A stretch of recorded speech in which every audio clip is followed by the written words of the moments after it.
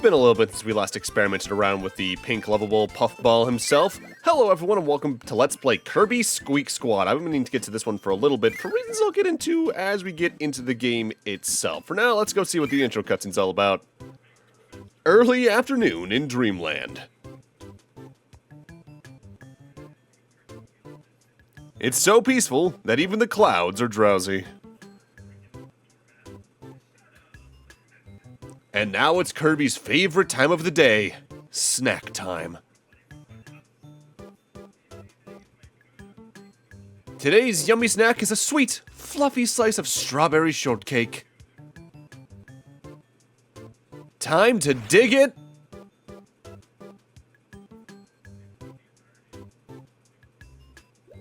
Whoa! The cake Kirby was about to eat has suddenly vanished. That scrumptious, berry-topped slice of mouth-watering goodness. No doubt about it, this must be the work of that greedy King DDD.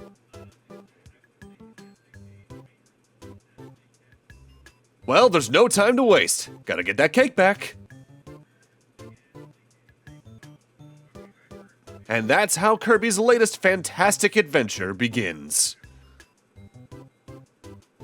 And we jump directly into the first level. So, the basics are about the same as you're used to by this point in the series. You dash, you can slide, you inhale enemies, certain ones when you swallow them you get their power and you can use it as a weapon. Take enough damage, usually one hit or more depending on the game, and you will lose the start, but you can swallow it back up to get it back again. With that said, Squeak Squad does have some notable differences. You can even tell just looking at the UI a little bit here. For right now, every power's abilities are kind of limited depending on the power. For instance, Beam only has the basic ability right now. If they had certain other things like in Superstar/Superstar Ultra, they're not quite there yet, dependent on the ability. Certain puzzles are going to be needed to be accessed using certain abilities to get certain items and all that jazz. Worth noting, this is a 100% playthrough, as most of the LPs on this channel largely are, sometimes to my detriment, admittedly. Kirby can also fly, which can break some level design, but they're pretty smart in this one about giving you a lot of closed-in spaces, especially if you're trying to get 100% anyway. So that can't entirely break level design like it can in some other games. That was a Maximado, that fully heals you, but not like I'm taking much damage in this first level to begin with. Largely the first level here is just to get you a feel for the controls and all that. There's nothing too complicated about that. Whenever you find a door, you can enter by pressing up, but if you find a door with a big star, that is the end of the level, at which point you're given a little mini-game that allows you to recover some HP, as your HP actively does stay the same between stages. Between stages, we're going to access the world map, which works a lot like the one from the Dynablade campaign back in Superstar. It's just you select your level and you enter it. This way you can re-enter levels you maybe didn't 100% the first time around, or go back to previous levels to get certain powers you might want to have for one thing or another. Level 2 introduces the main focus of the game at large, though. Bubbles Part 1. Tap to pop, power up. You can keep up to 5. The bottom screen on the DS here is where you can store items like bubbles that contain power-ups for you to swap to a power immediately. This way you can have multiple of a power on standby in case you need it for a puzzle in one case or another. Tapping it with the stylus or your finger will just pop the bubble and you'll change into that power. Sword Kirby, by the way, is one of the more complicated ones off the bat because you have more of its movesets than others. Bubbles Part 2. Mixed bubbles. Try and see. You can keep up to 5. You can also take bubbles of the same type and mix them together. For instance, 2 food items can be mixed to make a stronger food item universally. Meanwhile, if you mix 2 power-up bubbles, they instead do the mixture thing we've seen in other Kirby games where they'll just kind of go through a roulette and become a specific power-up. I don't think you can stop that roulette early like you can in other games, but it's good to know. And now, find treasure and move on. Who knows what's inside? This is the main focus of Kirby Squeak Squad. In every level, there's between 1 and 3 treasure chests you want to pick up to get 100%. You need to actively reach the end of the level with them in Kirby's stomach to actively open them, though. Which is the semi-important part. With that said, that's pretty easily said and done in most cases. There's only real 1 curveball in that mixture. I guess technically maybe 2, because there's one that's a little bit unique per stage to begin with. But also, there are some chests you only get 1 chance of getting per visit to a stage. So this first chest contains beginning notes. If we get a sound player, we can actually listen to a lot of the game's early game level themes and all that. This here's the collection screen where you can see everything you've collected up to that point in time. As long as you've unlocked one thing within a category, you can take a look at what's potentially all in there. I'll be checking that screen regularly throughout the LP just to give you a good look at what's going on that way. Let's start off by talking about my personal history with this game. From memory, this game released between late 2006 to mid to late 2007, dependent on territory. I didn't have a DS at that point. I didn't get one until sometime 2008 because I got my DS Lite that I started off my DS lines with Spectrobes.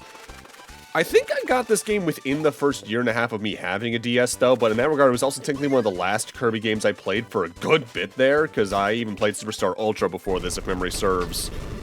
And that's kind of fitting for me in a way, because this is also a last Kirby game in a different way.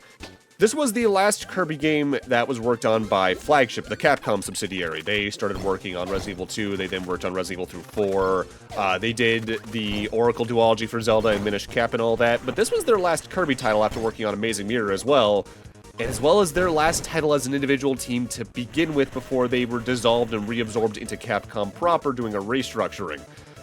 Which is an interesting kind of thing to look back at, because Flagship is a pretty weirdly important company for my game tastes, specifically out of Capcom, because so many of the things I grew up playing, they worked on between the Kirby games, the Resident Evils, and the Zeldas.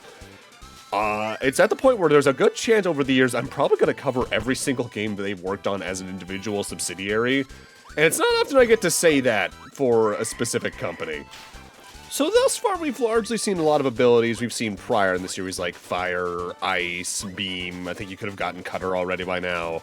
But up here, we got a new ability. This is Animal! Animal effectively acts like the Mole Mitts from The Legend of Zelda Minish Cap, where you can dig through specific dirt patches like this to find items like chests, 1-ups, health items, and all that. Notably, you can dig in any of the 4 directions, but digging upward is definitely a little awkward because you have to jump up and then hold up and mash the attack button. With that said, once you get a specific upgrade for this later on, this becomes one of the best abilities for moving quickly.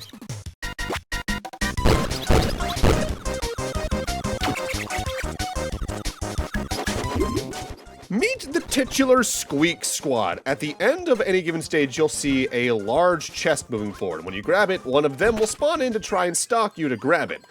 If they or any of the smaller mice enemies they can spawn in as well hit you, you'll drop chests starting with the large one, but any additional hits after that, you'll drop the smaller ones as well. Their goal is to grab the large chest and take it into the cave that spawns in at the same time they do. You can grab the chest back from them by damaging them along the way, but if they enter that cave with the chest, you need to chase them into it and do effectively an equivalent to the Meta Knight mini-boss enemy rushes from Nightmare in Dreamland / Kirby's Adventure. With that said, if you die at any time during that, they do leave the stage with the chest, and if you want to get the large chest from there, you need to replay the stage up to that point, which thankfully isn't that bad a sentence, as most of the stages in this game at large are shorter than a lot of the other games we've covered in this series up to this point. There's some stages you can clear in less than a minute even, albeit those are the considerably short stage even by this game's standards. So in the previous stage, the 2 chests we got gave us 2 things. The large chest gave us the sound player, where you can now just use that from the collection screen to listen to the game's music as you collect more note pages, as well as the first ability scroll. Ability scrolls are what unlock the full potential of any given copy building the game, with one notable exception. Usually what they do is unlock either a new attack or power up the attack of the main ability to begin with. In specific, with the fire abilities ability scroll, what that does is that it allows you to aim the fire that you breathe out slightly up or slightly down. It's one of the less important ability scrolls, but for 100% I need to get them all anyway. And even then, there are some cases where that slight tilt can go a long way to help you get either certain enemies out of your way or items otherwise. This is the invincibility lollipop. Just sprint as best you can whenever you get one, albeit they're kind of hard to get in this one in comparison to some others. They're only in either set locations, or you can get them occasionally from mixing abilities. With that said, it's not very reliable to do so. Here we already see one of the potentially more annoying things about Squeak Squad, depending on the type of player you are, the inventory limits.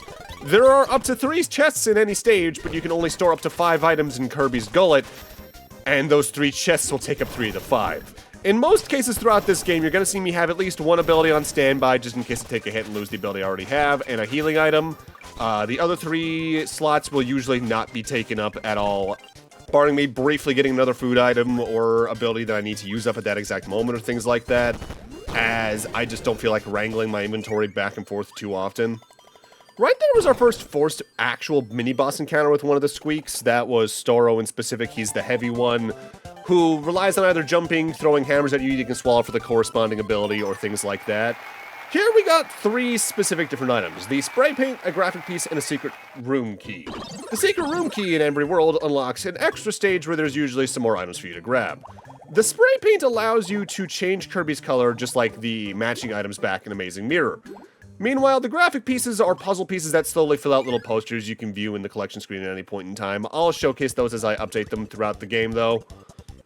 Worth noting, whenever a Squeak actively grabs the large treasure chest and makes it into their escape cave, quote-unquote, when you fight them in there alongside the other smaller enemies they spawn in, they actively do have a more aggressive phase after about half their health where they turn red and I think do more damage.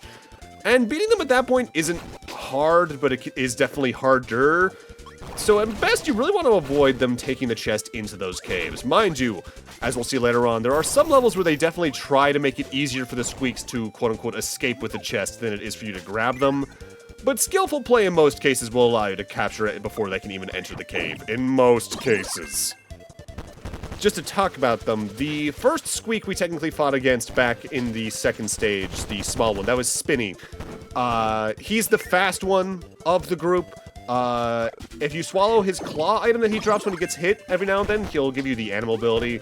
But if you swallow his shuriken that he threw out, you'll actually gain the ninja ability that we saw earlier in this stage, technically, through the ninja enemy.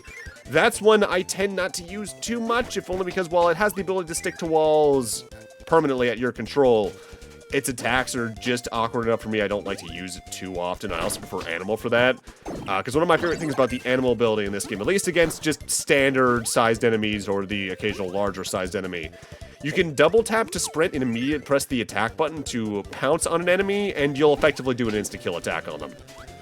Upon grabbing this chest, though, we get our third notable Squeak. This is Doc. Doc is largely the easiest Squeak to get around, because while he has the most open movement using his UFO, he can even clip through walls. If you hit him once, he's stunned long enough, you'll usually get enough time to actually escape. Notably, you can swallow his lasers for the laser ability, but when you first hit him, he'll immediately crash out of his UFO. You can swallow the one he jumps out of to gain the UFO ability, which is one of the better ones in the game at large, but it's also one of the rarest outside of doing ability mixes. So in that level, we got 2 items, another graphic piece for a different puzzle, but also a vitality piece. This game effectively has heart pieces similarly to Amazing Mirror. Every 2 of those you find, your health goes up by a small but still notable chunk compared to the maximum. I want to say your health bar is effectively 1.5 to twice as large by endgame, but the increases are so small it's hard to notice them when they happen each time. It's really only looking back in retrospect you really notice the large difference. But not for nothing, it still helps a long way because bosses in this game do a bunch of damage to Kirby, and it's really easy to notice, especially by endgame. So any small amount of health really goes a long way. That was one of the faster levels, but that's because each of those barrels either contains a power-up for you, a healing item, or a mini Kirby. Mini Kirbys are items that are better to get on revisits to stages in the case you're missing a chest, because every mini Kirby you get can be mixed with another one to combine them. Upon combining 3 of them, you get an extra life, which, compared to other Kirby's, lives are definitely a little harder to find in this one, but given it's still a Kirby game, it's not exactly a big deal because it's still relatively easy. The item we got on that stage, by the way, was a different palette for the bottom screen, which just changed the visuals of it. There's actually a specific topic I'll talk about with that later on in the LP involving ones that are inaccessible, but I'll save that topic for then. Time for our first boss, King DDD, who, if you've fought him in other Kirby games, you largely know what to expect here. He'll try to chase you, slam down with his hammer, he'll try to jump down on top of you, and he can try to inhale you himself and spit you out to make you take damage. Like other Kirby games, while your copy abilities are your main way of doing damage, every single boss, be they mini-boss or otherwise, has projectiles you can inhale to spit back at them to do damage, or they'll generate stars with their attacks that you can inhale to do the same. Sometimes the abilities, like with the Squeaks, can be inhaled to gain abilities outright, sometimes they'll also just spawn in other enemies, but largely, abilities you bring in will do more than well enough. Upon beating a boss, you get 1 chest every single time, and it's always the same item. It's going to be a boss battle badge. Upon collecting them all, we'll actively unlock a new mode that'll show off at the end game. What's this? Someone's stolen King Dedede's treasure chest. Of course, he doesn't know a thing about the strawberry shortcake. So what's going on? Who's really behind the disappearing shortcake? Suddenly a whirlwind appears, bringing a band of big-eared strangers.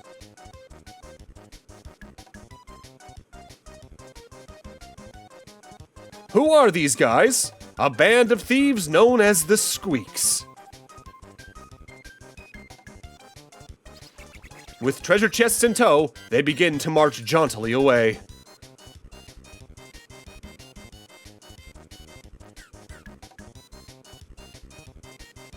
King Dedede acts as quick as a wink.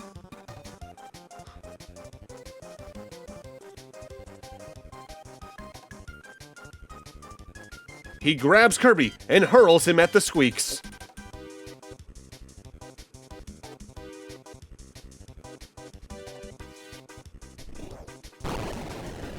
What a shot! He throws a perfect strike. The Squeaks teeter and lose their balance.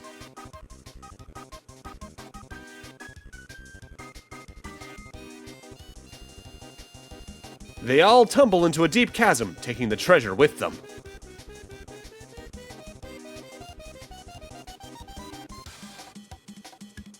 Surely the shortcake is part of the lost loot?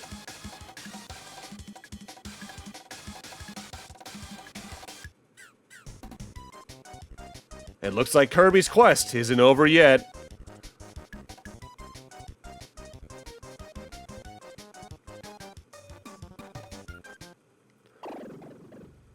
And with World 1 concluded, we're immediately thrown directly into the first level of World 2. This is notably the only time the game actually does this. Any other time you finish a world in the game, you get to see the world map first and choose when you want to enter the level in case you want to go back and get treasure chests. But presumably due to just the narrative of that, they throw us directly into this one. This is Spark. In other games, this is one of my favorite abilities, and this one, it's alright. The big thing it has that is slightly carried over from, say, like Superstar, is that you can mash the D-pad all over the place to generate more sparks around Kirby. When you generate as many as you can at the moment without the ability scroll, you can use the ability. You just have a bigger area of effect with the spark. Which, not for nothing, against normal enemies is perfectly fine. Against some boss fights, it's definitely very awkward, though, but far from the most awkward ability. Heck, technically speaking, the most awkward ability in the game to use is one I just took out. The large metal guys you can absorb for the metal ability, which turns Kirby into just a metal version of himself that's very slow and only has a ground pound at the moment. Not my favorite. These are cannons. We've seen them before in other Kirby LPs I've done. If it's a yellow cannon, you're fired out in a specified direction, but green ones you get to time when you get fired out, and with this specific green cannon, we want to get fired out towards the right, as our next chest is over there. Because the stone doors close the moment you grab that, if you don't grab that one now, you're locked out till you revisit the stage, which, again, isn't the worst because the stages in this game aren't exactly long, but it's definitely annoying. This here's an interesting ability. This is Bubble.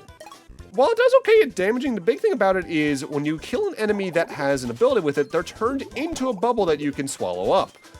Which is pretty useful if you're trying to get mixes done. You just want to see what abilities you can get along the way. Like, I just got Wheeled there, which is one I really like.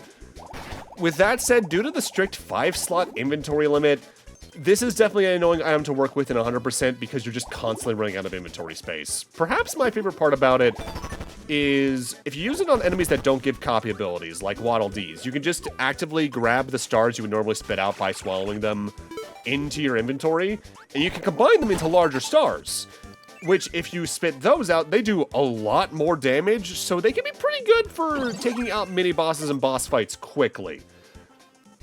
Honestly, I think my biggest thing with the inventory system is that if the chests, maybe say, had their own inventory slots on the top of the bottom screen that you couldn't interact with, I would like using Bubble a lot more because then they could have more slots dedicated to extra copy abilities and the like.